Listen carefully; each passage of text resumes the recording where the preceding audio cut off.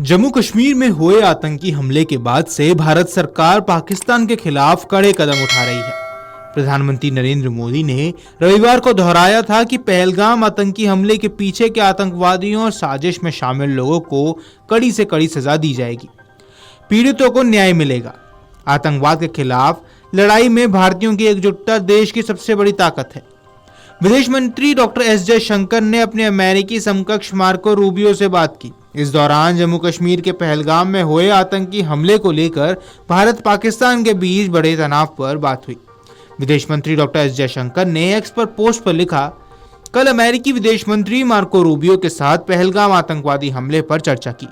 इसके अपराधियों, समर्थकों और योजनाकारों को न्याय के कटघरे में लाया जाना चाहिए। इससे पहले अमेरिका ने भारत से पाकिस्तान के साथ बढ़ते तनाव को कम करने का आह्वान किया।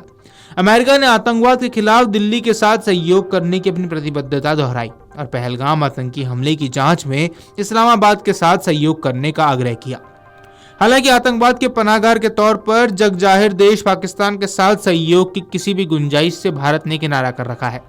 उसका एकमात्र मकसद आतंकवाद का जड़ से सफाया है और पहलगाम के पीड़ितों को न्याय दिलाना है। दरअसल विदेश मंत्री मार्को रूबियो ने बुधवार को विदेश मंत्री सुब्रमण्यम जयशंकर और पाकिस्तान के प्रधानमंत्री शहबाज शरीफ से अलग अलग बात की। जयशंकर के साथ अपनी बातचीत में रूबियो ने पहलगाम में हुए भयानक आतंकी हमले में मारे गए लोगों के लिए दुख जताया। आतंकी हमले में 26 नागरिक मारे गए थे, इसमें ज्यादातर पर्यटक थे। विदेश विभाग के प्रवक्ता टैमी ब्रूस की ओर से जारी एक बयान में कहा गया कि रूबियो ने आतंकवाद के खिलाफ भारत के साथ सहयोग करने के लिए संयुक्त राज्य अमेरिका की प्रतिबद्धता दोहराई है। उन्होंने भारत से आतंक के खिलाफ जंग जारी रखने के साथ तनाव कम करने और दक्षिण एशिया में शांति और सुरक्षा बनाए रखने के लिए भी काम करने की अपील की। गौरतलब है कि जम्मू कश्मीर के पहलगाम में 22 अप्रैल को हुए आतंकी हमले को लेकर अमेरिका खुलकर भारत के समर्थन में आ गया है। उसने पाकिस्तान के इस जघन्य हमले की जांच में पूरी तरह सहयोग करने की सख्त मांग की है। देर रात अमेरिकी विदेश मंत्री मार्को रूबियो ने भारत के विदेश मंत्री डॉक्टर एस जयशंकर और पाकिस्तान के प्रधानमंत्री शहबाज शरीफ से अलग अलग बातचीत कर आतंकवाद के खिलाफ अमेरिका की दो टिक नीति को स्पष्ट किया।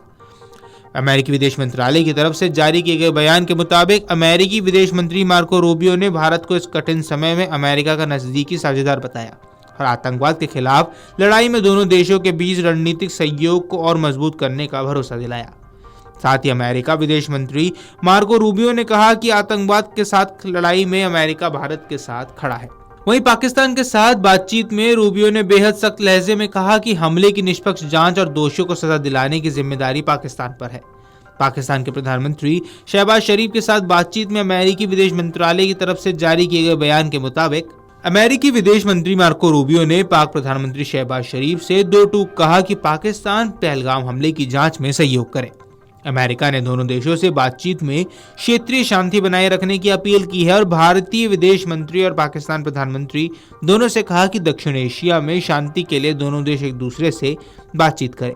लेकिन जिस प्रकार भारत के साथ एकजुटता जताई गई और पाकिस्तान से जांच में सहयोग की मांग की गई, उससे साफ है कि अंतर्राष्ट्रीय समुदाय भारत की सुरक्षा चिंताओं को गंभीरता से ले रहे हैं।